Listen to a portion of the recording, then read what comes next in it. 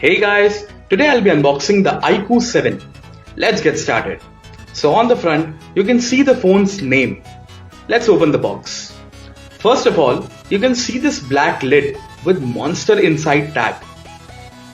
Inside the lid, we have a SIM ejector tool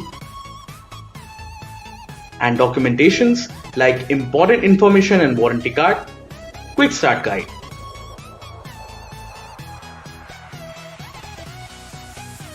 Here we have Iqoo 7 premium looking phone. The phone has a 48 megapixel OIS triple camera setup at the back with Iqoo branding below the camera module. The phone looks very stylish.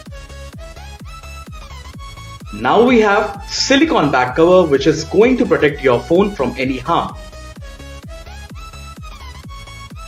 Next, we have a USB Type-C cable for charging the phone